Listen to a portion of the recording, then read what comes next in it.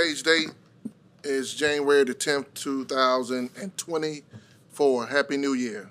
Happy New Year. Welcome back as we are here gathered as the Board of Commissioners for Richland School District 1 at 1616 Richland Street, Columbia, South Carolina, 29201. This is our regularly scheduled board meeting. I would like to read a statement. Pursuant to the Freedom of Information Act, the public will be provided access to the live stream of the meeting via the district's website, www.richland1.org, as well as in person with limited seating. The time is now 6:01, and we do have an agenda before us under the Office of Human Resources. Is there a motion to go into executive session? I'll make a motion that we go into executive session. Second. It's been moved by Commissioner Harrison and second by Commissioner Myers that we now go into executive session. Question or discussion? Seeing none, hearing none. We will take the vote manually. All those in favor, say aye. Aye. All those opposed? The ayes have it. For consideration and transparency, item 3.01 is HR personnel update. 3.02, recommendation for termination. 3.03, leave of absence. 3.04, leave of absence. 3.05, hiring of personnel. At this time, and also Office of the Board. 4.01, evaluation of employee Washington. I think that covers all of our items on the executive session. At this time, we'll now go to executive session. Thank you. Good evening. Today is January the 10th, 2024. This is a regular scheduled board meeting of the Richland 1 Board of Commissioners. The time is now 7 p.m. I'd like to read a statement. Pursuant to the Freedom of Information Act, FOIA, the public will be provided access to the live stream of the meeting via the district's website, www.richland1.org, as well as in person with limited seating.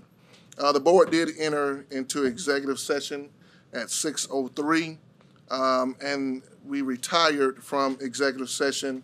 Commissioner, 6:16 p.m. The items were outlined and given for transparency that was discussed. Now we're going into our public session. And as an agenda, we do have an agenda in front of us. The item is 6.01, which is the invocation, which will be given by Commissioner Jamie Devine. Thank you, Mr. Chairman. Let us bow. Father, we come before you just now to say thank you. We thank you for this new year, 2024. We look forward to great things happening. We're looking forward to increase in our leadership, increase in our student participations, increase in our student scores. We ask you now to bless all the families that we serve each and every day. We ask you now to be with the staff that performs these miracles with our students each and every day. Bless this administration team and leadership team of the district to ensure that they get all the information that they need in order to carry this district to the next level. And then, Lord, bless us as board members that as we listen to our public and to the community, that we come together in unity so that we can serve you in all that we do and all that we say. These are many other blessings we ask. Amen. Amen. Thank you, Commissioner Devine, for all that you do for Richland 1 and our community abroad. With the invocation now administered, we want to now go to item 6.2, which is adoption of the agenda. What's the pleasure of the board? Move for approval. Second. It's been moved by Commissioner Myers, second by Commissioner Clyburn. I'm not with the device at this time, so would you mind if we do this manually? All right. All right. Question or discussion? Seeing none, hearing none. All those in favor say aye. Aye. All those opposed? The ayes have it. Thank you so much. The agenda has been adopted. Now it's time for 6.03, which is public participation. We do have someone who signed up to speak. I would like to read the statement before I call on that person to come to our podium. It says, the chair will introduce speakers who have signed up on the appropriate form and invite them to address the board. Each speaker is allowed 3 minutes. The chair reserves the right to limit discussion of same topic issues in an effort to provide individuals with the opportunity to be heard on a variety of topics. The board will not permit any expression of personal complaints about individual school personnel or any other person connected with the school system. Specific student or personnel issues should be handled through the appropriate procedure as indicated in the district policy. The board will not respond to public comments during the meeting.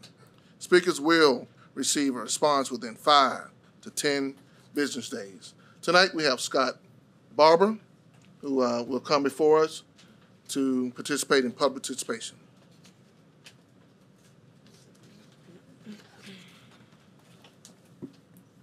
Thank you, and good evening. I'm here again. I've been here since October. I guess October. I've been to just about every meeting, I think.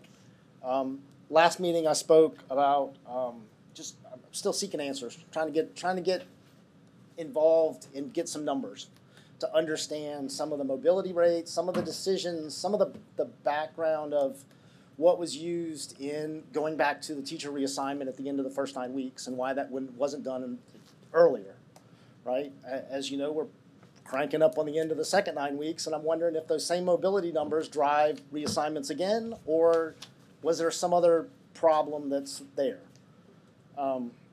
I was disappointed in my letter that I received back, right? I'm here because talking to the school board has oversight of the district and how things operate, and the response that I got from the school board was basically, your FOIA request is being researched.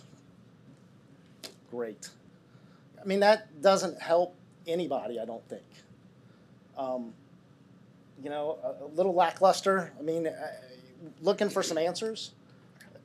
I'm not sure the last time we've really got a solid answer. I think one of the questions I had asked is, when is the HR department going to give us an update on the background of why those teachers were reassigned at the end of the first 9 weeks? What data was used? My FOIA request, which I thought was fairly straightforward, was to ask for the data, the weekly data for the first 9 weeks from the year of 2022 as also the 2023 to kind of compare the two sets of data. So 18 data points based off data that I believe the district has and collects weekly. They publish something similar, but not the actual data that goes into the formula. I was shocked at the cost estimate that came back for it. 2 hours to gather the data, 16 hours to double check and make sure that there was no student data in the counts, right? For a grand total of $983. So as the board has asked the public to get involved, there has to be a better way to help empower and make data easier and more transparent. You know, we've asked, I know there's been another request, I think from, you know, maybe it's just me, Joe Schmo, who's just a citizen of the district, but there's another request out for how many classrooms in the district today don't have certified teachers in them across the districts. To my knowledge, that request has yet been answered. The response from the superintendent was, it's a long and lengthy process, time-consuming process. Time is and that up. was 9 weeks ago. Thank you so much, Mr. Barber. We will not respond to you tonight, but we will respond to you in 5 to 10 business days. All right, this concludes our public participation. At this time, we'll now go to consent agenda 7.01, which is minutes, December 12th, 2023. We ask for a motion to accept this. Mr. Chair, move that we accept the consent agenda as presented. Second. It's been moved by Commissioner Clyburn, not Clyburn, Devine. And who do I get the second from? Harris. Commissioner Harris. Thank you so much, Commissioner Harris. I didn't hear it. I thought I heard it from the right or the left. All right, so no question or discussion. Seeing none, hearing none. All those in favor say aye. Aye. All those opposed? The ayes have it. Also, let us state for the record that all 7 board commissioners are in attendance at this time. We're now at item 8.01, which is our continuous improvement plan presented by Dr. Minor.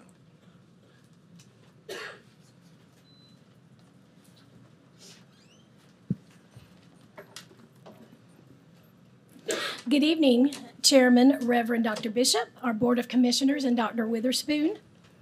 Pursuant to South Carolina Code 5918-1625, the South Carolina Department of Education must notify the district superintendent, local school board, and local delegation of a school or district status as underperforming. And South Carolina Code 5918-1615 defines an underperforming school if their overall report card rating is below average or unsatisfactory. So schools that are considered underperforming are required to create a turnaround plan or continuous improvement plan with stakeholders' input and present those plans at a school board meeting for approval, then to be submitted to the South Carolina Department of Education by January 15th. For schools rated unsatisfactory, they must also provide quarterly reports to the school board, and that update will be tentatively scheduled for an April board meeting for those 6 unsatisfactory schools. Information about these 13 schools was provided at the October 24th, 2023 board meeting, and these schools also presented at the board work session, which was held on December the 8th of 2023, on how they were addressing these improvement plans. So these plans have been provided for your approval and meet the requirements as outlined by the South Carolina Department of Education. The administration recommends the approval of these 13 turnaround plans as presented. The administration so recommends.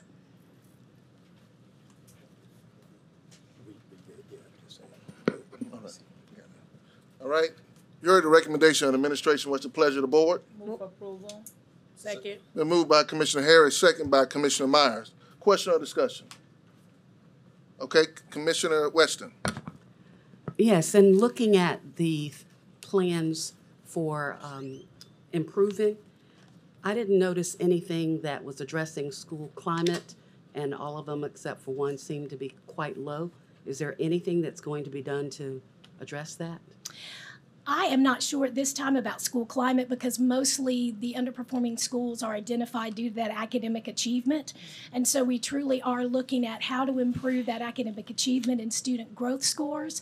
So obviously, if you're improving certain things, your climate is also going to improve. But in these turnaround plans, that wasn't something that was designated by the State Department that they needed to show on these plans. But in their regular school improvement plans and our district strategic plans, those items are in there. Okay. The other question that I had, Power School, do we own Power School or we rent Power School? How does that work? Right. Power School is provided for us through the State Department. There are certain aspects of Power School that we do pay extra for, and Power School is run by our application support, which is under Dr. Kopic's team in IT. And so all the information that comes out of Power School is monitored by the IT department, also by AARE. We do have a data quality coordinator who double checks and makes sure that the information that is provided is as accurate as we can possibly make it. Okay. What I noticed was that we were paying for what I thought we were already getting. So that was my question when we saw Power School. We were paying for something else from Power School. Right, and there are certain aspects and programs of Power School that do cost extra that the State Department doesn't pay for, so we do look at those as extra. But also, I believe some of the items that were put in there were just to show you what that cost would be for those items in Power School, so it may not be something that we are technically paying, but what we would say would be a matching cost for something coming out of Power School. Okay. And the other question is, I noticed that you have hirees, coaches, and other things that are coming out for different schools. How is that working out since we were having difficulty getting teachers in the school? Correct, and that possibly right now there isn't any money for those underperforming schools, but several of our underperforming schools are priority and CSI. Mm-hmm. So in their plans, they may have certain coaches and things that would come out of that, and that's the funding that is coming from. And it just depends on when you advertise and what people would like. They may not want to be a teacher in the classroom, but they would love to be a coach and be able to help with the schools. And so really it just depends on the person and whether they would like to teach or be a coach. Okay. Are all of our schools still accepting volunteers? That I'm not sure. I'll have to give that to Dr. Witherspoon.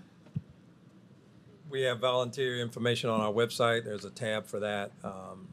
So that is an ongoing process. Okay, I was just asking because some volunteers have been turned away, so I was concerned about that. I'll be more specific with you afterwards. All right. Any other question or discussion? Commissioner Lomanak and then Commissioner Harris. Thank you, Chairman Bishop. What is, it's NIET, the acronym? Yes, that is the National Institutes of Educational, help me, Dr. Coe.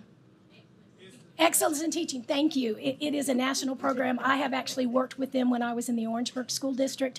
Okay. They are nationwide and international, and they come up, I don't know, do you remember the TAP program? Did you hear about the TAP program years ago? That's part of what they do as well. Okay. And so they come in and they just provide the coaching, they provide those meetings. And I'll also let Dr. Coe answer any questions because that is something that he's utilizing at his school. So I'll have him come up and answer that if you would like.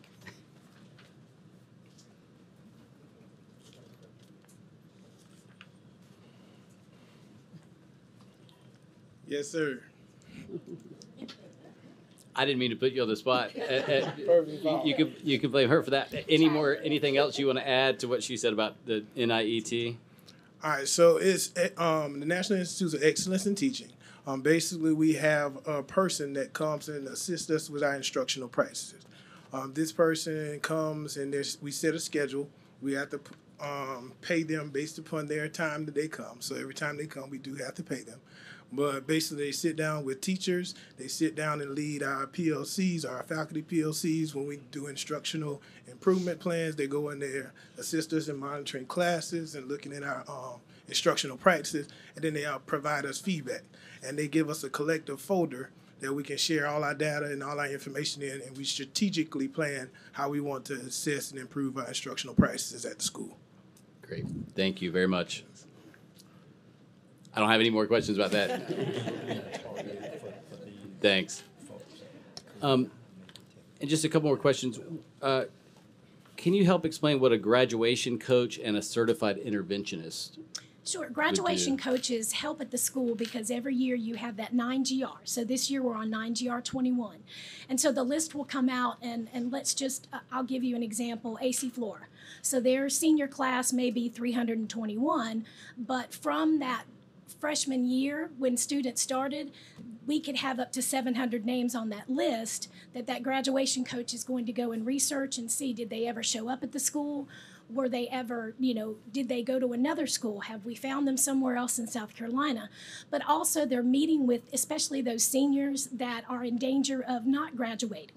And so they sit down with them, and normally we'll have weekly meetings with them and talk to them about, you need to pass this class, and this is what we're going to do. How can we help you? And that, in my mind, is how the graduation coaches are working for our high schools. And I'll open the floor to any of our high school principals that want to make any additions to that. Dr. Coe, I'll give you a break on this one.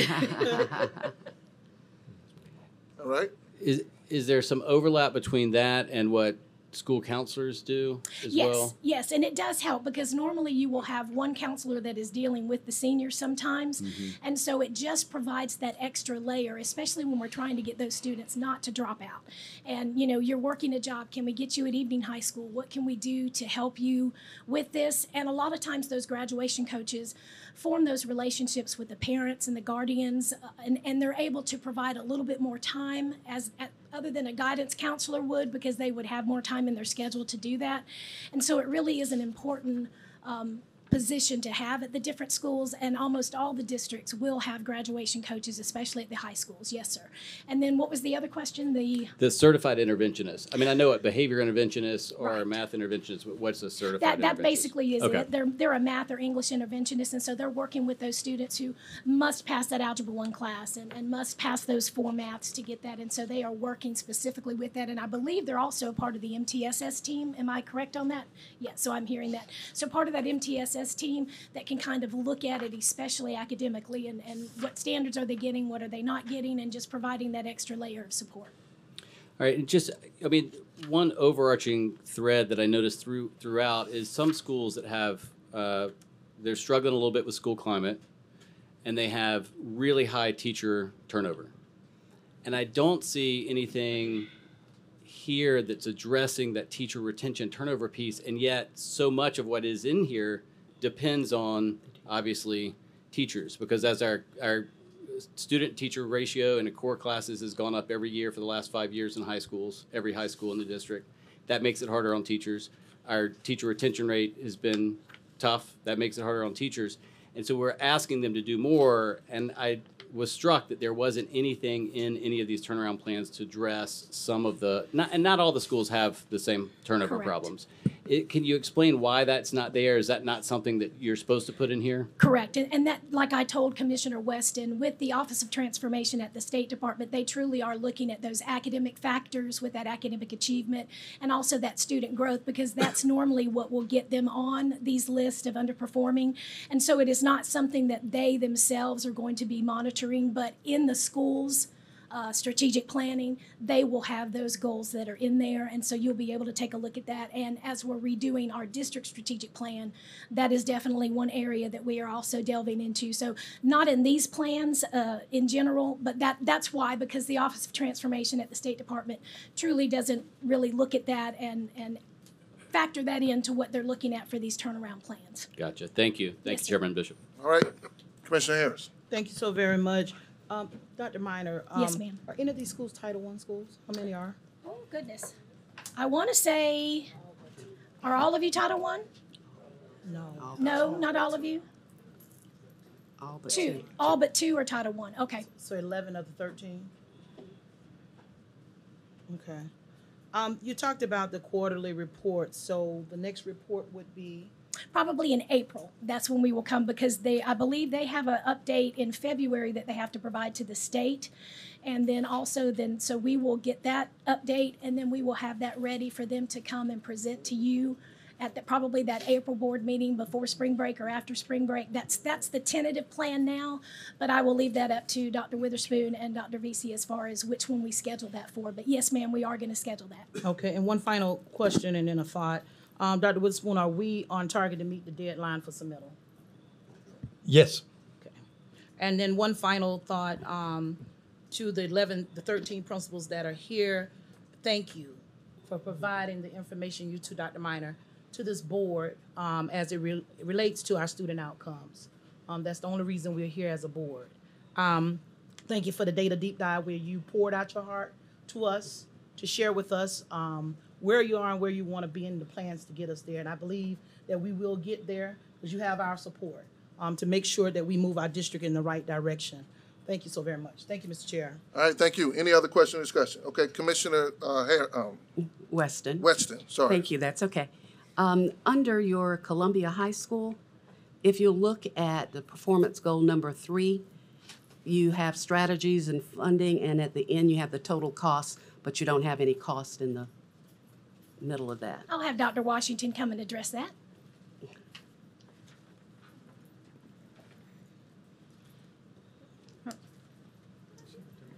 Okay, so with our coffee and chat, that's sort of, I kind of took that from Chat with the Chair. We meet with 10 students each week, and we have partnerships with Word of God and Right Direction with donations, and so that helps fund our coffee and chat initiatives. Okay. I was just noting that it had a total cost on that Tier 3, but there was nothing listed for how much anything was going to cost. So at on the last page, it is there's a $500 cost. Right, but I'm saying it wasn't listed in any of those things, just to say all of those things would cost $500, about $500? Together, yes, because some of the initiatives that we're using is based upon donations. Like, for example, we have Capital Student and Teacher of the Month, and so we have donations to help recognize those teachers and students. Okay.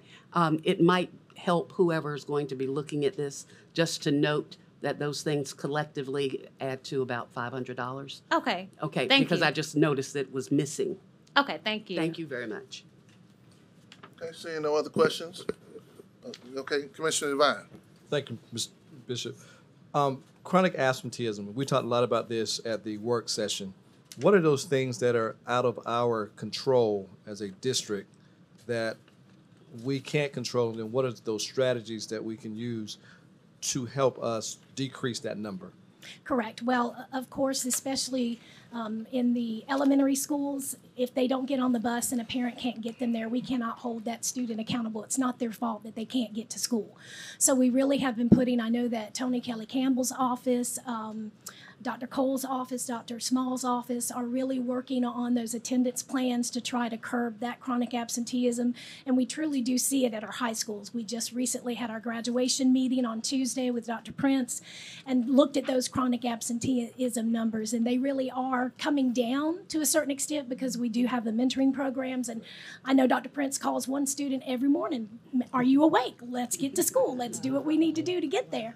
So we truly are doing as much as we possibly can. But as I said, those elementary students, it's out of our hands. The students that catch the bus, trying to get them to the bus on time. I know some of the high school principals will even try to go pick up kids and get them to school just so that they can take care of what they need to do. And I know one thing that we really have been trying to address is the failure due to attendance. And so we've come up with a plan for those students who, just can't get there, and they might be passing the class, but they have over the absences, and so they cannot get the credit for the course. And so we truly have been working with that and coming up with that content recovery, and all the high schools are jumping on that and just making sure that we can get those FAs turned around and make sure that the students can get credits for that. So we do have the plans and we are working the plan, but it's always going to be, an issue just getting the kids to school on time. Very good. So I just want to say that, again, we're in an urban school district, and a lot of our surrounding districts, folk like to compare Richland 1 to other surrounding districts. But as Chairwoman Harris always said, we're urban, suburban, and rural. So we're all three. There's no other district, I don't think, in the state like us, Chairwoman Harris. Is that correct? That's correct. So we shouldn't be comparing, but we should be complimenting this district on what the work that has happened with our leaders of these schools. Mm-hmm. No one wants to see a child not learning. No one wants to see a child failing. We treat these students just like they're our own. And I know that for a fact because we're in the schools and we see it every day. And we have these conversations. So we know that we're dealing with some things that we haven't dealt with before. Let's be clear. We're just 2-3 years out of COVID. A major global thing that happened. Major. So we're not giving excuses, but we want the folk to understand some of the reasons that these things happen. So as I look forward to us improving over the next couple of years, and it's going to take some years. It's just not going to be a one and done. This is going to be some years. We ask that our community continue to work with us so that we can continue to make sure our young people, as I like to say, who are about 25% of our current population, but 100% of all of our futures, get what they need. Because this generation is just a little different than what we grew up in. So thank you, Dr. Witherspoon, Dr. Minor. I think this is a good start to where we're going to be. Dr. Witherspoon and I have some out of the office conversations other than school board meetings, and that's what we as board members should do, is have these conversations with him. I did ask for some additional information, and he's provided that to me, so I appreciate that. And so as we continue to go down this road together as a district, as a board, let's continue to work together to make sure that all of our students get what they need. And if there's a gap, let's help fill that gap in. And budget season's coming back up. We're in January. We're getting ready to start the budget season for the next year. Now is the time that we need to think about those things to help our young people so that they can accelerate, as Dr. Witherspoon always says, with options and opportunities across this district. Thank you, Mr. Chairman. All right. Any other questions or discussion? Commissioner Clyburn. I just have one question. With the report that will be coming out in some months' time, Commissioner Devine brought up, everything that we have been dealing with for the past few years, and that climb that we're having to, come back. And, hopefully these results will be showing some improvement, and I'm sure they will be showing some improvement. But how can we, with the results and, with the expectations that some people may have, of the improvements that they think, should be shown, I just wanted to, get your opinion on the measures. Improvement and growth is still improvement. And, how can we address, the naysayers or, people that are, maybe saying, oh, well, you only moved this much when you should have moved further. But growth is growth, and it's still progress. So I just want to get your opinion on, how to address those kinds of concerns and issues that people may have. Yes, ma'am. Thank you for that question. And as you say, we're always going to have the naysayers. Unfortunately, part of this is the one and done tests. So you have your South Carolina Ready, you have your end of course tests, and it is looking from one year to the next. At our elementary and middle schools, we'll be able to see that growth if they have a test the year previously. And so that's going to be something we can definitely look at, that student growth. But at the high school level, it really is that one and done. And so we look at the graduation rate and how we're able to help that. One of the things, and I'll open it up to Dr. Williams or Dr. Hassinger or Ms. Sturdivant, are our formative assessments that we're doing, our benchmarking, our common formative assessments that we're doing. And those are numbers that we use in-house because it truly is assessing what the teachers have taught. And we're using it for MTSS, and they're having those meetings with that. So when we look at those internally and have those data meetings with our principals, and I know that my office has been working with some of the Mastery Connect and also the STAR testing. So being able to look at those incremental results will help tremendously. And so Dr. Williams, if you wanted to add anything about what you've been using that for and how you've been working with the schools. Yes, thank you. Can you hear me? Just talk. Just talk. They'll Oh, okay. adjust. They'll adjust. All right. Yes, there are really multiple layers. I know we have shared with you some of those multiple layers that we are using. When schools are reporting out on their data, sitting at the table is not only their executive director of schools and the schools team, it's also teaching and learning staff, it's also special ed, it's also Title I. We're all gathering around that table, and we're even looking at who else needs to be at that table from the district level, so that we can answer questions quickly, get responses quickly when needs are identified. So all of that work is going on along with the formative assessments that's going on, and we're keeping a close eye on all data. The value of multiple points of data is the data triangulation that you can do, and that further identifies and clarifies where needs are. So we're looking at all of those multiple data points, both elementary and secondary, to determine what are the needs, what is the data telling us, and trying to be true to the process, too. We've got to have, I think we shared before with you, we've got to have data that we know is valid and reliable, right? If our data is not valid and reliable, we really can't count on it to tell us anything.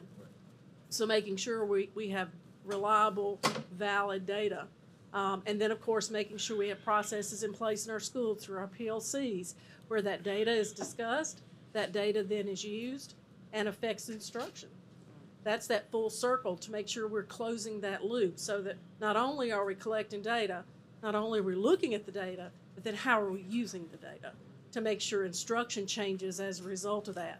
So the one and done tests, the yearly tests are there, but we're doing a lot of point by point, week by week, 2 week by 3 week assessments to make sure we're moving. And if we're not moving, trying to figure out why. If that makes sense. I know that was a long answer. I hope I answered your question. No, but I wanted you to address that, Right. and I just wanted to remark two more things that I talked about on December the 8th. We're talking about human capital. If we were building widgets and we got defective parts, we could send it back and we could make correct widgets. But parents are sending us the best that they have. And so we have to take that student from where they are and move them to where we want them to be. And also, growth isn't affected by poverty. Anybody can grow. And, as I used to say, I was a 4th grade teacher. If I got a kid reading at a 1st grade level and by the end of the year they were reading at a 2.5 level, that's growth.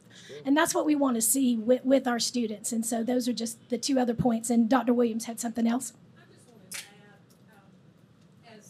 Dr. Miner has just so beautifully said, sometimes when you're talking about growth, you're talking about closing gaps. And when you're talking about closing gaps don't happen within weeks. You're talking about a year. You're talking about 2 years. you're talking about really, not only are they growing within that year, but you're having to go back and pick up another portion of a year to help them grow. So sometimes the data may not even show up for some children through those elementary years until they get to upper elementary.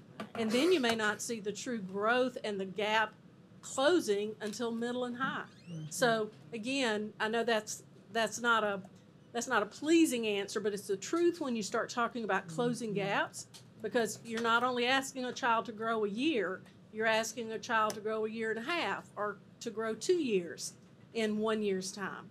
So we have to be aware that some of our work also is involving figuring out exactly what it is they need to close the gap, and then making sure we're addressing that while we continue moving with what they're supposed to be learning that year, if that makes sense. I just wanted to respond to your comment. Thank you. Thank you so much for that, because you both addressed, some things in a way that some people forget, and they don't realize everything that is taking place just because they don't see that immediate shot up or shooting up in, the results. There is change happening, in the middle. So thank you so much for pointing those things out. All right, any other questions? Any other discussion? Again, thank you to our principals for submitting all of the information needed. Thank you for Dr. Minor for definitely giving a great presentation. Thank you for the questions. Dr. Witherspoon, thank you for letting us be reminded that this will be turned in on time. Thank you for that. Yeah, we're gonna get there. He's getting there. We're gonna get there. He's getting there. We're gonna get there. I knew you were getting there. I'm getting there. I may have one question for myself. So the only question I have is Dr. Witherspoon. So this continuous improvement plan is being submitted now, and when will the testing or the assessment be on this plan? When will they look at this plan as far as success and opportunities? When will the State Department finally say, well, we saw your plan, this is what you have done successfully, Sure. This is where you have some opportunity for growth?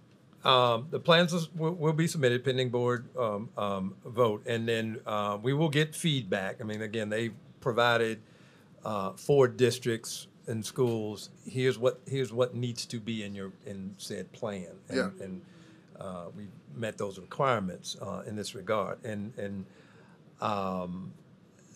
for a subset of this group, we'll be coming back in a number of months quarterly to here's where we are, here's how we're progressing. Yeah. And as you all know from strategic plan process, and it's embedded in some responses, some of those indicators may happen right away. Some of them we may not know until a little later. Mm-hmm. It just depends on what those indicators are. But we will provide those updates, again, both to this board and also any feedback and direction that we get from the state after that. But we will stay on top of that and again, make sure the board is informed and engaged in the process as well. I guess what I'm trying to get to, you can correct me, Dr. Witherspoon, mm-hmm. We're having a starting line of when it's submitted to the end of the school year for this improvement plan? Well, the plan, again, they've submitted, and then for depending on the school, then it's okay, how do we move a school from this designation mm-hmm. to the next designation? Some of that begins again. There's some clocks on some of those, and Dr. Minor alluded to that back in October, and also in December. Okay, what do schools have to do? And we too want to begin with the end in mind. Yeah. Just as you're stating. Okay, what does it take to move forward, go from this rating to this, and so forth and so on. Some of that is depending on some of those annual testing, yep. Which happens in the spring, mm-hmm. and we don't get those results, and they do some renorming across the state, as Commissioner Harris alludes to, and then some designations will change. So in some respects, depending on the designation, it may be a moving target, and that's why, and this is something we've talked about before, we will be chasing those leading indicators. What do we know will move student achievement? Yes. That clarity that we've talked about with not to say a name, but with visible learning, for example. What is that clarity? What are those success criteria? What are those things? And if we chase those things, the common formative assessments, we use those are the CFAs. We use a lot of acronyms in education.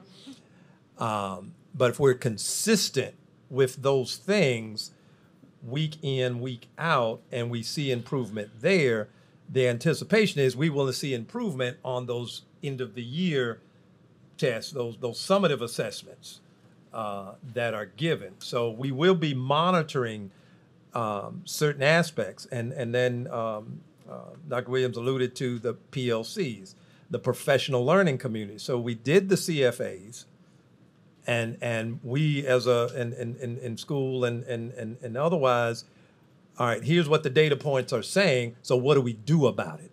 And we start that plan, do, study, act process, if you will, so that we're taking the data, we're addressing what the concerns are, whether it's chronic absenteeism, whether it's the grad rate. Okay, what's causing those things, and how do we marshal resources?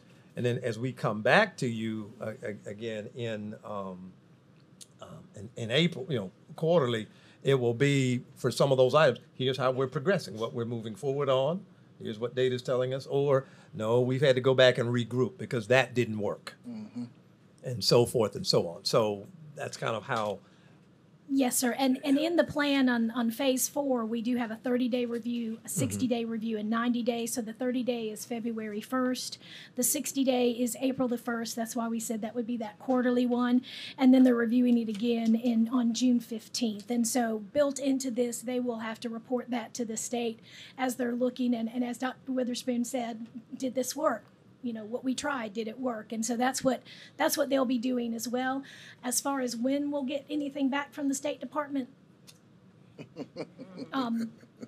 I'm hoping they'll be able to review it quickly, but with so many underperforming schools, and again, as Dr. Witherspoon said, it will be a moving target. So next year, if they are not below average or unsatisfactory, they'll be off this list as underperforming. Some of them may still have the CSI and priority, but this list will change yearly depending on what their rating is. Yeah, for analogy, I think it's not a sprint, it's not a marathon, it's just a relay race. Exactly. We run a leg and we keep moving until we get to where we're trying to get to. So that's why the word is called continuous. Yes. You keep going. So I do see some other questions coming up. So Commissioner Clyburn, then Commissioner Harris. Okay, I just had a question. You were just going over the timeline. Now, are the other districts around the state on the same timeline Yes, as ma'am. we are? Okay, I Yes, just ma'am. wanted So to any make that clear. underperforming school in the state had to do this plan and are on the same timeline. Yes, ma'am. So it's not just our district. This Nope. is around the state where this is going to have to be done. So that Exactly. can be time consuming as well. Yes, ma'am. Commissioner Bishop, I wanted to add to the conversation. I was saving this until I got to board report, but I was in a meeting with the School Board Association, and sitting in that room, I get to talk to everybody across this district. We were meeting with Weaver, our superintendent of education, and just to provide a little bit more clarity that everyone really understands what we're dealing with. If the state superintendent of education can set a 2030 goal to have the schools in this state at least 75% college and career ready, give you a little bit more data. There's 79 districts in this state. Only one meets the threshold. And that's a lot to absorb. So a lot of times when you hear people griping about, we ain't moving kids, we ain't this, one of the things the superintendent has been very adamant about is growth. Growth is growth. I'm sorry, growth is growth. No child comes here talking, eating with a spoon, or running around. And if they do, probably done half kill somebody. But growth is growth. But to hear the state say, as a state, we have a 2030 goal, and I've shared this with the superintendent, a 2030 goal of getting 75% where we need to be for college and career readiness. 79 districts, and only one cross the threshold, which is bare minimum. This is a state issue. And as they have said, and I appreciate you all, because what we're doing tonight is what needs to happen. As she has said, our discussion shouldn't be about who like who and whether the cord long enough or short enough. The discussion is about student outcomes. What do we do differently? What do we do better? How do we better support our principals? At that deep dive, there were principals that said, I need to see you in my building. But we ain't in the building to run the building. We're in the building to support what we're trying to get done here. So if the state is setting a goal of 2030 to move all districts, then our goals fall underneath that. If they know it's going to take to 2030 to get 75%, Dr. Witherspoon, that's a lot to think about. So when we're moving students, and it might not be as significant as some want to see it, but we're moving kids. And I think that's what matters. The day we stop moving kids is when we get nervous and upset and go back to the drawing board. But as long as we see growth, we're doing something right. And that is what we've got to keep in mind. We had 18 schools on the list. We got 13 on the list. That's growth as a district. We took 5 off. So we're doing something right, just got to do a little bit more. But I can tell you this, it's not going to be that we're going to fix this overnight, because this didn't happen overnight. And I think that's the first thing we all got to learn and accept as board members, as the superintendent, or whatever capacity you serve in. It takes time to grow. And what impedes the growth is when we choose to put our hands in there and do something unconventional to stop the growth. If it's working, let's do more of it. So I just wanted to add that to the conversation, because I was floored to hear that only one district is crossing the threshold of some of the stuff we've got to submit. And that is why this information being submitted to the State Department is so important, because as a state, we have goals. And it's not just Richland 1 going through this, it's 78 other districts in the state of South Carolina. Just wanted to add that, Mr. Chair. No, well said. Commissioner Harris, I think that's what I was trying to get to. Maybe my words fumbled out of there, but as you look at what timeline is put out there for the narrative, it seems like our educators got to run a sprint, wide open, flat-footed, on gravel to get to this destination of there. And that kind of becomes a pressure cooker on our educators. It becomes this pressurized situation where, no matter how hard they run, no matter how far they run, it's never enough because of the narrative.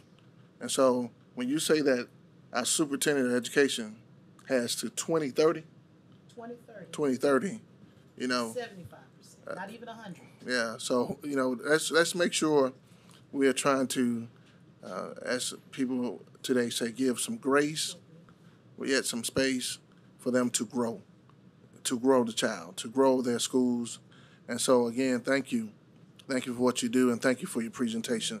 Now, before I forget, there is a vote on the floor, and I am logged in, so this vote will be electronic. Yes, ma'am. Yes, sir. All those in favor, please cast your vote. All those opposed, please cast your vote. I don't see mine. Give her a second. Refresh that. Refresh it.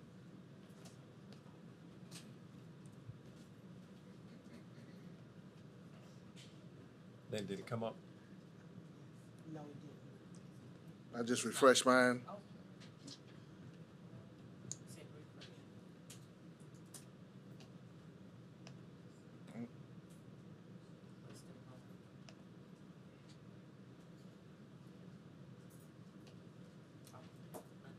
Okay.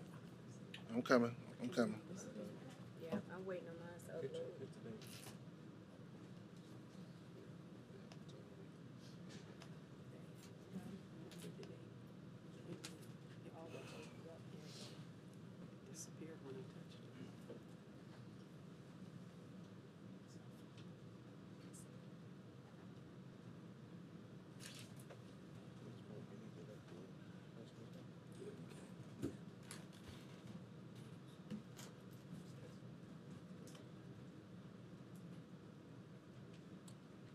Waiting on someone?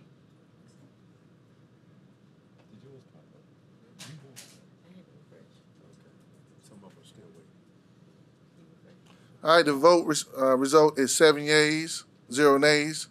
The ayes have it. At this time, Dr. Witherspoon, I know that it's getting late in the evening and you have some of your leadership here. They do have school tomorrow. So principals, we do understand. Thank you all for being here, and thank you for continuing. Just a subset of our principals, but I thank these folks for their work.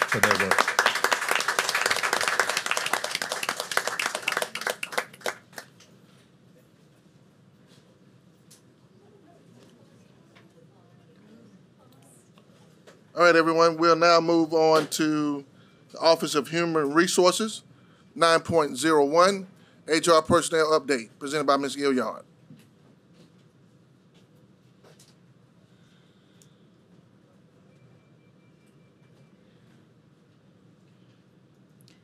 Good evening, Dr. Chair Bishop, Board of School Commissioners, and Dr. Witherspoon. HR updates were provided in executive session as information. If you have any questions, I will answer them at this time. Any question or discussion? Seeing none, hearing none, thank you so much. 9.02, recommendation of termination, presented by Ms. Gilliard. Pursuant to Section 59-25-430 of the South Carolina Code of Laws, the administration recommends termination of the employment contract for the 23-24 academic year for employee with initials J.D. The administration so recommends. You heard the recommendation of the administration. What's the pleasure of the board? Move for approval. Second. It's been moved by Commissioner Meyer, second by Commissioner Devine. Question or discussion? Seeing none, hearing none, we'll now cast our vote.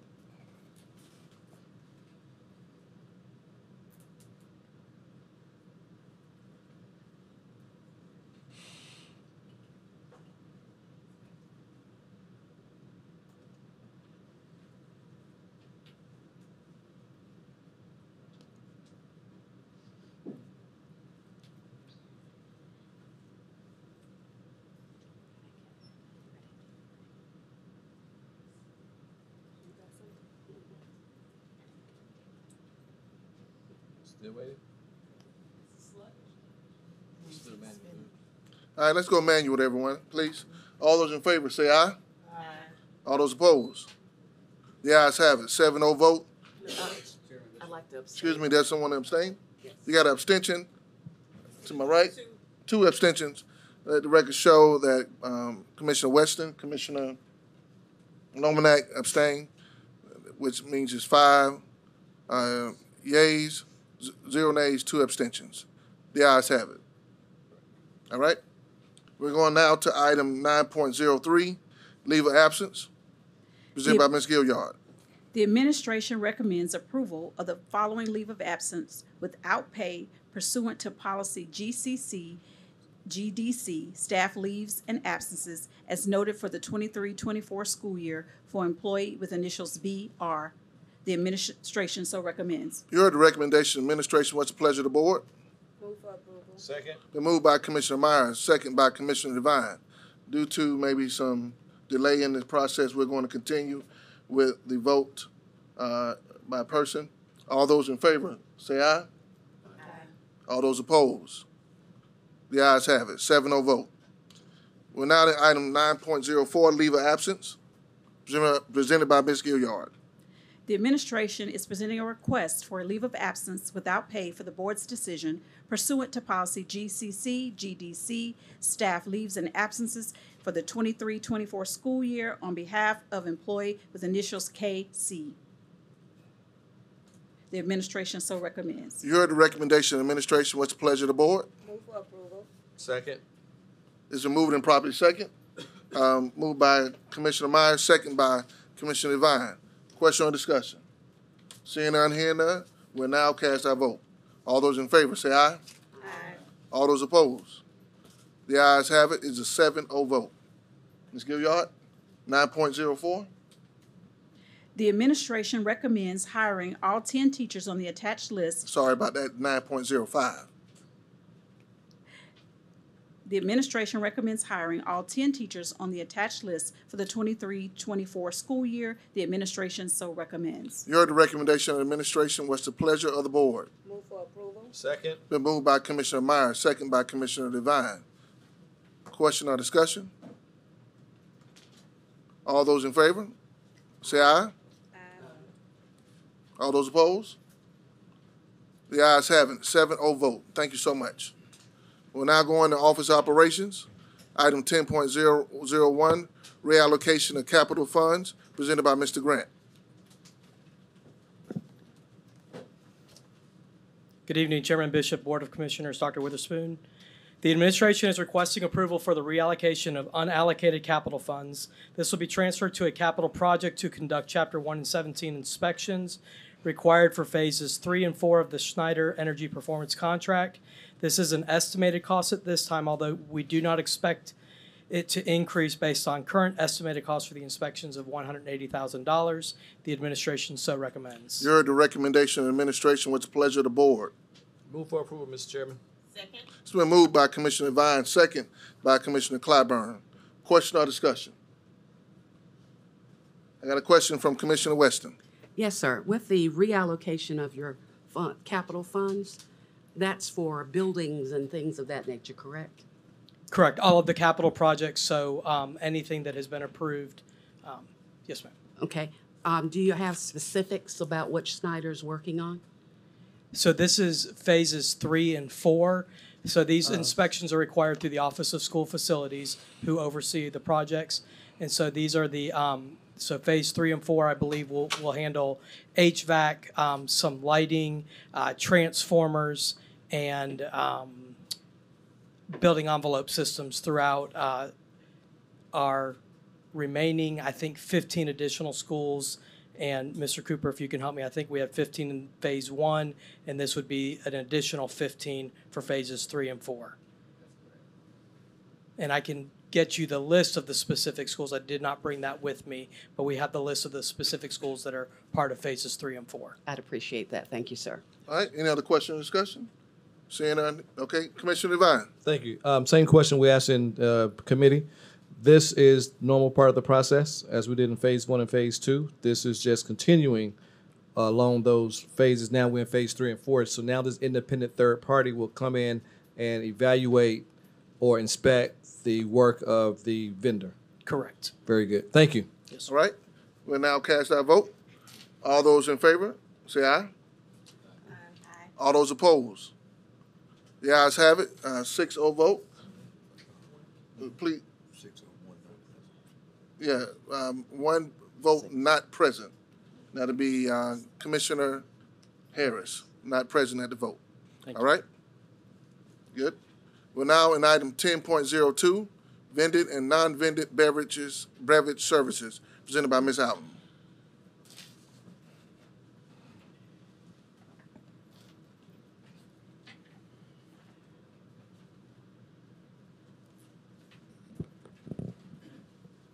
Good evening. Good evening. Commissioner Bishop, members of the board, Dr. Witherspoon. The administration is requesting approval to award a contract to Coca-Cola Bottling Company Consolidated to provide vending and non-vending beverage services. This is a revenue-generated contract. The initial term of the contract is 3 years with an option to extend or renew up to 4 additional years, not to exceed 7 years for the contract. The administration so recommends. You heard the recommendation of the administration. What's the pleasure of the board?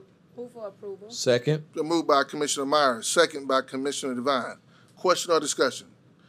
Commissioner Devine. Thank you, Mr. Chairman.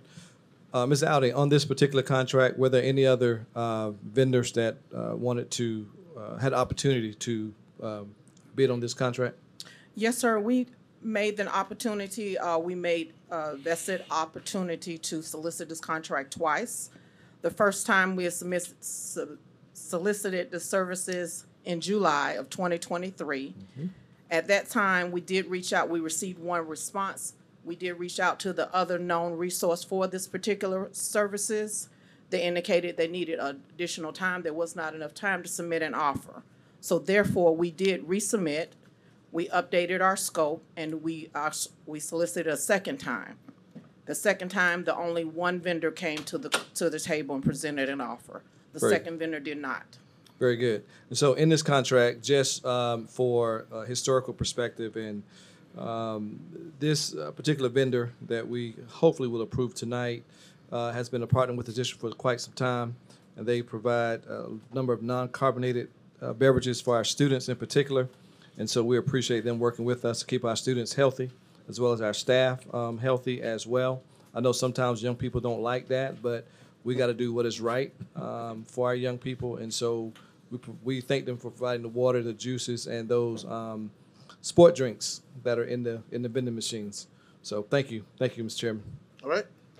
No other questions? Okay, Commissioner Lomanak.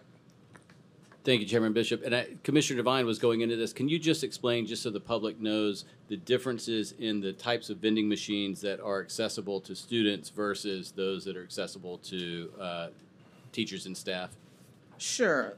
As outlined in this particular contract, these vending services are available for the district administrative areas and teachers' lounges and restricted for student access. They're only in the teacher lounges. And after hours, where the schools are not in services, they have the opportunity to procure or vending services at the athletic events and that sort of thing. Other than during the school day, they are abiding by the healthy choice policies. Thank you very much. All right, seeing no other question? We'll cast our vote. All those in favor, say aye. Aye. All those opposed? The ayes have it. It's a 7-0 vote. Thank you so much. We're now moving down to the office of the board. Item 11.01, the evaluation of employee Washington. At this time, we have evaluated Mr. Washington and would like to receive a motion from the board. It's just information. Thank you, Chairwoman. Thank you, Dr. Witherspoon. Just information. Question or discussion? None to have. Thank you at this time. Item 11.02, appointment of members to naming committee, which will be presented by Chairman Bishop. We do have school and facility naming requests with Lower Richland High School naming the baseball field at Lower Richland. We have 3 community citizens or lay citizens who will be involved. Those persons are Reverend Charles Curitin, Mr. Fagan Durant, Ms. Lynette Wilson. 1 board member, Commissioner Angela Clyburn.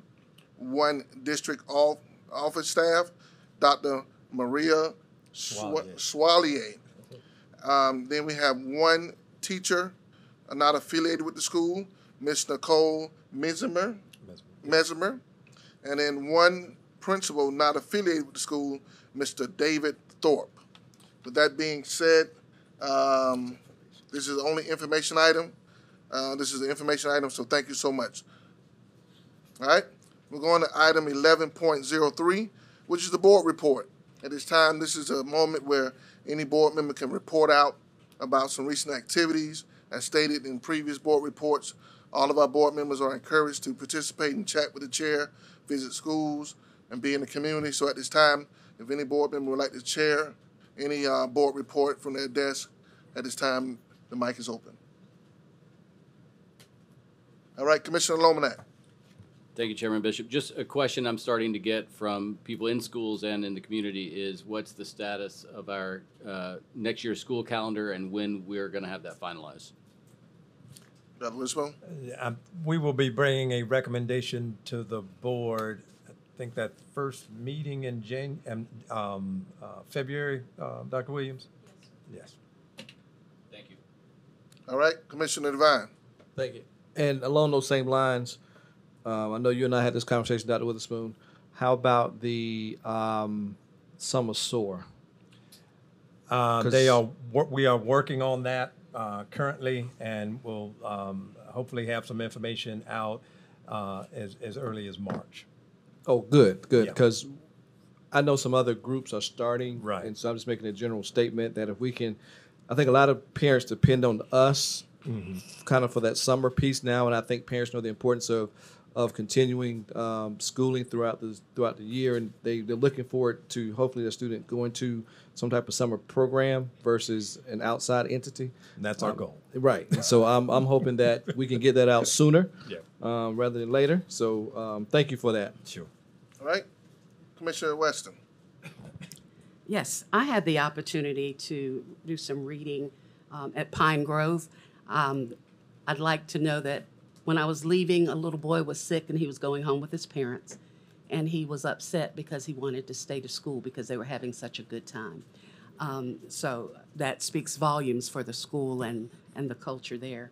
I also had the opportunity to go to Brennan and judge the science fair.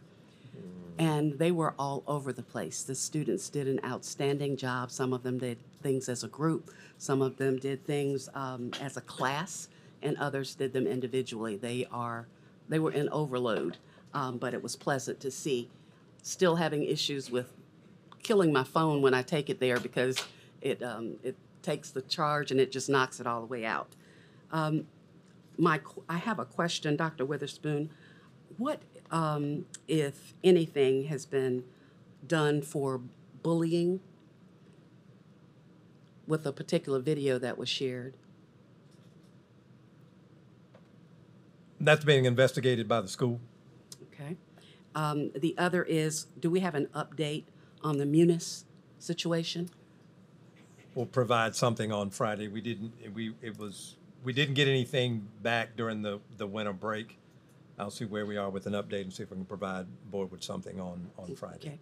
Okay. Would also like to ask that for all the awarded contracts, could they be posted online so we can take a look at them to see about contracts that have been awarded? I know he said that he was going to share the other ones that their different phases, but I'm just asking to make it easier. Is it with possible? the Snyder piece or contracts with in general? just contracts in general that we are involved with. That would be in board docs right now as you all approve them. Right. And I'm not sure, I can't speak to what's on the procurement site per se, but they're listed as a part of the board agenda, and those things are searchable, if you will. So somebody could just put in contracts, and it's on the financial piece as well. If y'all want to speak to that. Yes, procurement. The director LaShonda Outing. You can find those solicitations and awards on the procurement website. Okay. All right. Thank you very much. I appreciate it. All right. Any other questions? I think Commissioner Harris is next. Thank you, Mr. Chair. My board report is as follows. I've only been in the new year for 10 days, but it's been busy. First of all, I want to congratulate Senator Tamika Isaac Devine on her swearing in. She is a parent in this district. She's not a product of this district, but she's the parent of products of this district. Amen. So we're excited for her and her level of advocacy that we know we're going to receive from her in regards to Richland 1. I had the pleasure of being present for her swearing in, and I'm glad that I was there, had an opportunity to talk to several of our elected officials as we approach the 2024 year, the challenges that all school districts are going to face, not just Richland 1, but also Richland 2 and our surrounding districts. So wanted to share that with the board. As you've heard me state earlier, I was in the School Board Association's conference, Commissioner Devine, for 2 whole days.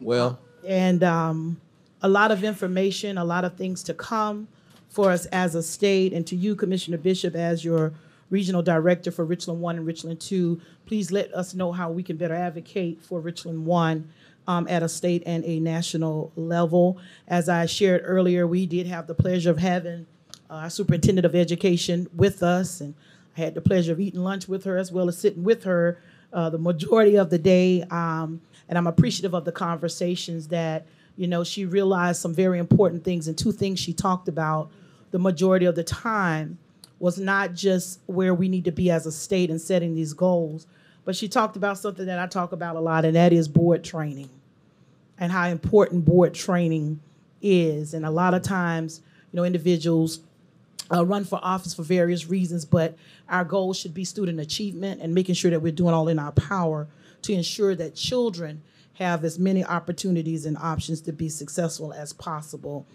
in our state. And then lastly, on Monday, I had to was invited to be a speaker at a community meeting in my community, and it was a really great event where we were able to educate the community on where we are as a district, where the schools are in the community in which I directly represent, which is the Lower Richland area. I'm very appreciative of all of the other elected officials that were there, our Senate, our House members, county council, et cetera, town council, all they're giving reports to the community so we know where we stand when it comes to our schools. And then lastly, Dr. Witherspoon, want to thank you for your leadership in ensuring that we had an e-learning day in light of the weather. And I know we wasn't Bamberg. I talked to some of our colleagues in Bamberg that got hit pretty hard. We were blessed that I think the most we experienced was some power outages in some communities, namely in my area, Lower Richland. Also a major tree fell that hit a power line that caught fire and, you know, all of those type things. But we are very grateful and appreciative for the decision being made to put the safety of our children first with an e-learning day, because any traffic we can take off of the roads helps law enforcement, helps all of our first responders. So for our district and so many other districts to have moved so quickly to moving our students to e-learning days, we certainly just want to say thank you for making such an invaluable decision in regards to the safety and well-being of our students and our faculty. Thank you, Mr. Chair. Yes, ma'am. Any other questions or discussion at this time? All right. Commissioner Devine. Thank you. Chairwoman Harris just brought up a thought. Dr. Witherspoon, when it comes to e-learning, we make decisions based off the weather and based off what's best for the district. But I did talk to a few parents yesterday and this morning in regards to that, and maybe this is a deep dive question for later, Chairman Bishop, whenever we have our next board workshop. Some of our parents can't stay home with the child and can't do those packets that the school sends home. So the question to me was, what do I do? So my immediate response was talk with the teacher, and you all work out what needs to be worked out at the school level before you kind of come up. Talk with the teacher, talk with the principal, talk with the next level within the district. But it was a fruitful conversation because there's some things I didn't think about because of some resources that I have, and I have the ability to stay home and take care of my children, but some parents don't. And what do we do, again, about those parents? And again, this is weather, and this is not like we're just, doing e-learning, just be doing e-learning. So the question is, how do we help those parents, and then how do we somehow get the word out for them to contact their teacher or the school to work through that situation? Because I think a lot of the young people got, if you turn your packet in, you got attendance mark for doing the schoolwork. So at some point, I'd like for us to do a deeper dive in that era. And if you want to respond, you can, or we can just wait till we have that work session. Any thoughts or strategies? Yeah, just real briefly, Chairman and Commissioner Vine, board members. One of the things I will give our administrators, and Dr. Prince called me early on Monday to say, hey, principals want to know so they can plan and prepare what's going on. And of course, we were discussing and making those plans. So I say that to say the schools recognize that. I want to say that first of all. And you did advise correctly, because there should be some mechanism if a student had to pack and they attempted and so forth, but didn't have that, they really shouldn't be counted against a child. And you're right in terms of reaching out to that teacher or that school administrator and giving that child some time and so forth. But that is a school-based, again, where they should, of course, get that first level of supporting question answer and what to do, and of course go from there. But But I will say for the most part, our folks do recognize some of what students have and some of our students who may not have at home. And but we do want to take that account. And as we were talking about with chronic absenteeism and so forth, some of that is not the child's fault. Correct. So we don't want to penalize young people for things that are beyond their control, but to help and support. And that is something we will certainly take into consideration as we move forward. Thank you, Superintendent. All right. Seeing no other hands, I wanted to share something that has been given to me by the University of South Carolina Athletic Department, where I believe we have 2 outstanding student athletes from Richland, one on the men's basketball team and one on the women's basketball team.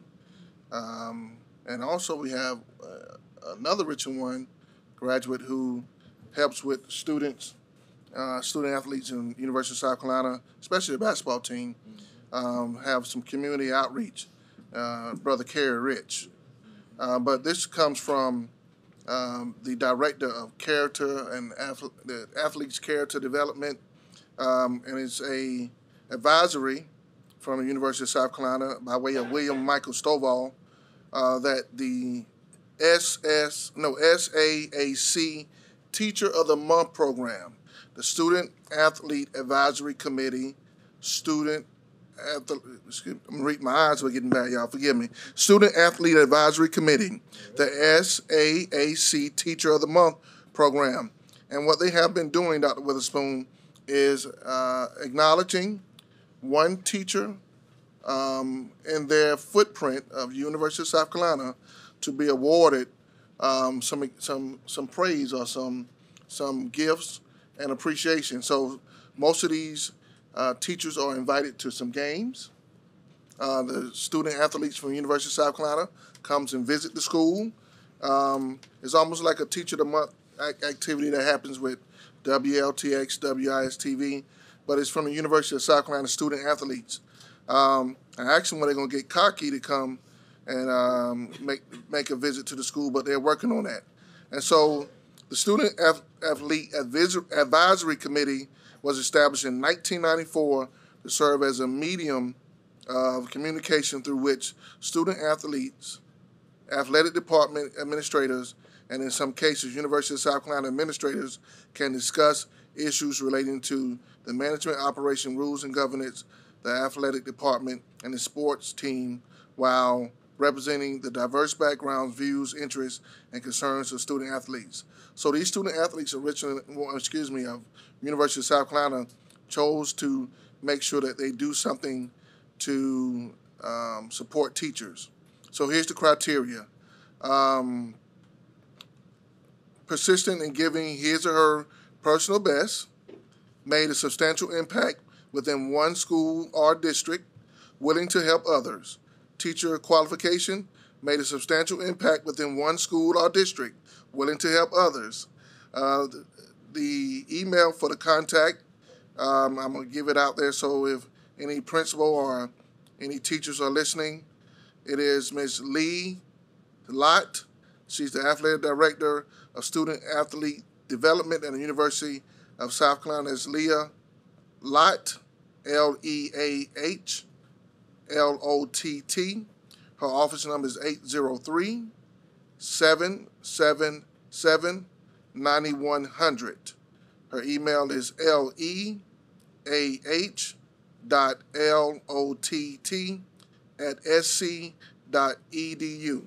So if there's any principals or teachers who want to recommend somebody to be given this special acknowledgement from the Student Athlete Advisory Committee, please do so, and they'll be able to take care of you. Those are all my announcements. And with that being said, I think that concludes the board report. We're now going to 11.04, which is appointment of the parliamentary position presented by Chairman Bishop. I'm appointing Commissioner Jamie Devine to serve as parliamentarian for this year, 2024. Thank you, Mr. Devine. Thank All you right. for the appointment. All right. 11.05, appointment of committees, presented by Chairman Bishop. Our committees are as follows. Jamie Devine and Robert Lomanak will serve on the admin committee, and Jamie Devine will serve as chair of the admin committee. I encourage you all to definitely confirm your time for meeting with the administration, so therefore we can take care of the business of the district. Same thing for the rest of the two committees. Cheryl Harris and Angela Clyburn are assigned to the Facilities and Finance Committee. Chair will be Cheryl Harris. Also, Tamika Myers and Barbara Weston will be assigned to the Curriculum and Instruction Committee. The chair will be Tamika Myers. All right? Those are our appointments for 11.05. Thank you all for your continued service to Richland 1. We're now down to item 12.01, which is Office Superintendent. This is the Superintendent's Report presented by Dr. Witherspoon. Thank you, Chairman Bishop, members of the board. This is our first board meeting since the winter break, and on behalf of the board and everybody, we wish everybody a happy new year, and we're off to a great start for the 2024 calendar year in the second half of this academic year. On Saturday, January 6th, I participated in a welcome ceremony for Young Men United that was held by the United Way of the Midlands at Colonial Life. Students from Eau Claire High School and Columbia High Schools are participating in Young Men United, which is a workforce development initiative that targets young men of color, providing them with mentorships, paid internships, and professional engagement to help them reach their education goals and career goals. And Chairman Bishop was in attendance, as well as, of course, our students and staff from those schools. And that is a good, very good program. And Richland 1, of course, was at the forefront of that, about a year or so ago, over with Eau Claire High School being the first group. Speaking of mentorship, January is National Mentoring Month. The observance raises awareness about the power that mentoring relationships have in the lives of young people, including helping to motivate and encourage them to stay in school. We need more mentors in Richland 1 for our students. Persons who are interested in becoming mentors are asked to contact Mr. Kerry Abel in the Office of Dropout Prevention and Mentoring Services at kerry.abel@richland1.org. That's KERRY.ABEL@richland1.org, or at 803-231-7182 or 803-553-0072. And that information is on our website as well. Congratulations to George Martin, a fifth grade teacher at Annie Burnside Elementary School, on his starring role in Foot Locker's 2023 holiday commercial alongside Anthony Edwards of the Minnesota Timberwolves. Fifth grade student. Thank you. Bishop, I'm getting like you. Excuse me. Fifth grader at Annie Burnside. George is helping Edwards promote his first signature shoe called AEI. In conjunction with the release of the new basketball sneaker, Foot Locker announced its new global platform called The Heart of Sneakers, with George's face at the forefront of that initiative. We also want to congratulate Jarvanique Tinsley, the orchestra director at AC Flora High School, on being featured in School Band and Orchestra magazine as one of the 50-plus directors who make a difference. The recognition honors music directors from each state and Washington, D.C. Mr. Tinsley is the only South Carolina honoree. In partnership with the Columbia branch of the NAACP, we're holding another series of free housing clinics for Richland 1 families starting Tuesday, January 16th from 5:30 p.m. to 7:30 p.m. at Lower Richland High School. Richland 1 families who are facing financial struggles or problems with housing can receive free guidance during the clinics. Details, including schedules and the QR code for registration, are posted on our website, richland1.org. We're always looking for even more talented teachers and support staff to join the Richland One team. Our Human Resources Department will hold a winter all positions career fair on Saturday, January 20th from 10 a.m. to 1 p.m. at Eau Claire High School. Representatives from schools and departments will be there with information on employment opportunities and incentives for certified and classified staff. The deadline to register for the career fair is January 18th. The registration link and other details are posted on our website, richland1.org/careers. I've been reminded to say www.richland1.org/careers. We want to remind parents that we're accepting applications for the magnet programs for the 2024-2025 school year. The application deadline is January 31st. Parents can go to our website, www.richland1.org/choice, for more information and to access the application portal. As a reminder, Friday, January 12th, will be an early release day for students. Monday, January 15th, all of our schools and administrative buildings will be closed in observance of the holiday celebrating the life and legacy of Dr. Martin Luther King Jr. Regular schedules will resume on Tuesday, January 16th. Finally, Mr. Chair, members of the board, January is School Board Recognition Month in South Carolina. The South Carolina School Boards Association has designated "In It to Win It" as this year's theme. The theme was chosen as a reminder to school board members of their responsibility to continue to advocate on behalf of those they represent, and as an acknowledgement of the work that they have already done. Nearly 600 men and women serve on school boards statewide, including the 7 members of Richland One's Board of School Commissioners.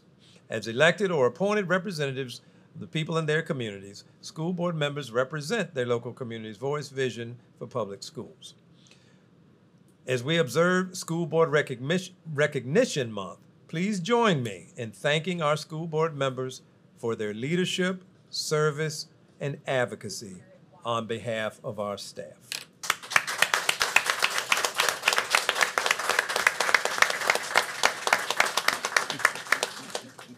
And I'm a little biased, but I would say I have the best board in South Carolina and beyond. Country. So, thank you all again, working as a team, as we certainly talked about in this board meeting and others, of how we move students and how we continue to move the organization forward on behalf of our students. Mr. Chair, that concludes my report at this time. All right, this concludes the superintendent's report. Any question or discussion? Commissioner Harris. Thank you so much, Mr. Chair. Dr. Witherspoon, you mentioned National Mentoring Month, and I know we started a program, our One Champs. Is there a time that you can give the board an update on how many volunteers we have? When are we going to have another class? Because there have been some individuals asking about being a part of our One Champs, and they haven't heard from anyone. So if we could get that information provided or either rolled out again, would definitely help us. And then, Mr. Chair, I just want to recognize that we got a little package on our desk from the Diamond Hornet Mine to the board, thanking us for all that we do. So I certainly want to give a shout out to the Lower Richland Diamond Hornets for this amazing little drink bottle. It's not a Stanley, but appreciate the M&Ms and the Lay's chips. Yes, ma'am. Thank you, Lower Richland. Thank you. Thank you. Thank you so much. And look forward to seeing what Keenan High School. That's right. We'll do. That's right. Yeah, we got one more meeting, Keenan High School. You're going to have to bring it. No, but thank you. Any other question or discussion before? Okay, Commissioner Weston. Thank you. Dr. Witherspoon, could you give us an update on the Early Childhood Center, either today or next meeting? Yeah, we can provide that. Thank you very much. Mm-hmm. Anything else? Mr. Chairman, as it pertains to the mentoring, Dr. Witherspoon, we talked a little bit about this. I think in January, February, we do we meet with the clergy. Faith-based yes. Breakfast or luncheon. Yes, it is that time. Is that time? Okay, Yeah. So sometime this We'll month get or you next some month. Okay, let us send you some information. Okay, very good. Thank you. You're right. All right. Seeing nothing else, Dr. Witherspoon, just want to also emphasize what you stated as a partnership with the NAACP. What an amazing opportunity they're providing in partnership with Richland One, and also making sure that people can have another touch point with the NAACP on January 21st at 4 p.m. There is a meeting with the branch, the Columbia branch, at 2nd Nazareth. And also, as far as the partnership that we have with Harvest Hope and what we do with them, and as we go into the MLK weekend, we do want to recognize that the Richland One Middle College won a food drive with Harvest Hope. So congratulations to Dr. Branham and those students, because they will be highlighted and recognized at the Martin Luther King Park for MLK weekend. With that being said, we thank you, Dr. Witherspoon, for your leadership, because as we are a board, you are definitely part of the teamwork that makes the dream work, and we appreciate your leadership and everyone who helps Richland One be Richland One. Team one team. And so with that being said, nothing else to be said? I will say the next item on the agenda is item 13, the adjournment, which is 13.01.